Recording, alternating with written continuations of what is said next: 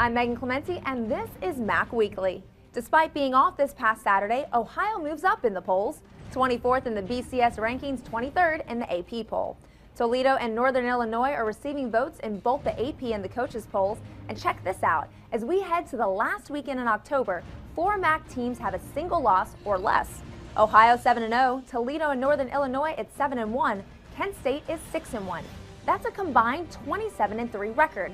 Those are impressive numbers. Now let's get to the games. Toledo hosted in-state rival and undefeated Cincinnati from the Big East.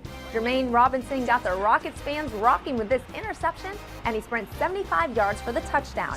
It's 10-0 Toledo after 1 quarter. Jeremiah Detmer was a big weapon for the Rockets. He kicked 2 first-half field goals, and they led 16-13 at halftime. Cincinnati took the lead late in the third, but on the ensuing kickoff, here comes Bernard Reedy. He sees the hole and puts it in high gear. He goes a career-best 91 yards for the touchdown, his 3rd special teams touchdown in 2 weeks. It's now 26-20 after 3 quarters. Detmer then booted his career-best 5th field goal, and Toledo wins 29-23. The Rockets have now won 7 straight and are 7-1 for the first time since 2001. Northern Illinois turned loose Jordan Lynch on Akron. This 9-yard pass to Martell Moore made it 10-0 after 1 quarter. Lynch rushed for 131 yards and 2 touchdowns. This is the first, a 15-yard score. 20-7 Huskies at halftime. He threw for 223 yards and 2 touchdowns. This one 13 yards to Jason Scheffler. Make it 30-7 after 3 quarters. Lynch leads the MAC in total offense at 344 yards per game. This is how he does it, a 35-yard touchdown run. The Huskies win 37-7, their 7th straight and 16th of their last 17 games. Bowling Green played at UMass, and its defense was dominant.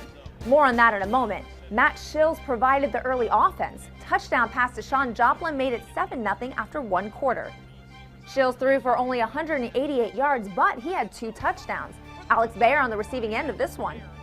Now for the defense, it allowed only 118 yards of total offense, and Dwayne Woods returned this pick 48 yards for a touchdown. The Falcons shut out the Minutemen 24-0. It's their first shutout since 2004. Kent State hosted Western Michigan, and Dree Archer got the Golden Flashes on the board a minute and a half into the game with this 22-yard run.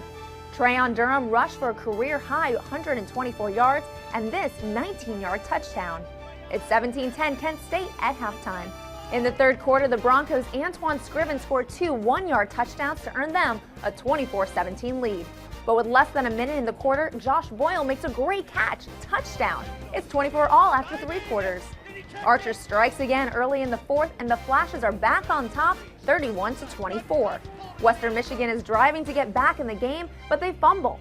Luke Baden scoops it up, and he heads the other way. Watch this great effort, and he is not going to be denied. 83 yards for the touchdown. Kent State scored 24 unanswered points in the final 15-plus minutes and wins 41-24.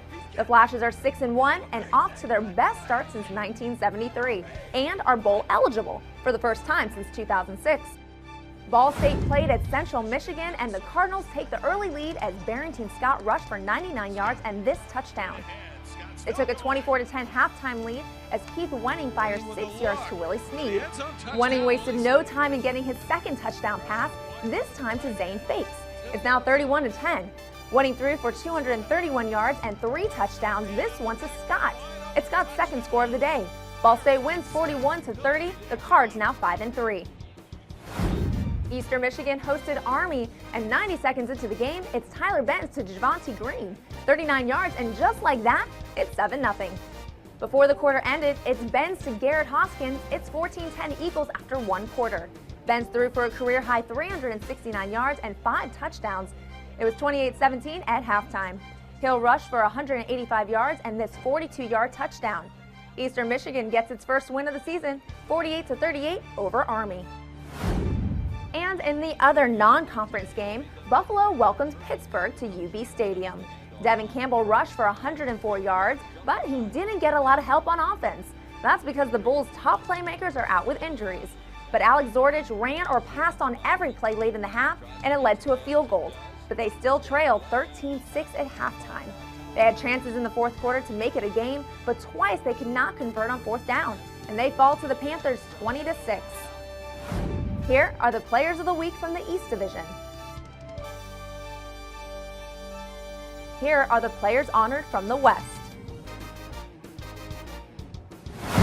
An interesting non-conference game highlights Week 9.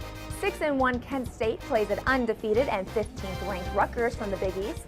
Ohio puts its unbeaten record on the line as it visits in-state rival Miami. The league's top teams have to be road warriors this weekend. Northern Illinois plays at Western Michigan, while Toledo visits Buffalo. Elsewhere, Bowling Green hosts Eastern Michigan, and Akron plays at Central Michigan. Other non-conference games include Ball State at Army and UMass visiting Vanderbilt. By the way, the MAC Cross Country Championships are this weekend in Buffalo. I'm Megan Clementi, and this is MAC Weekly.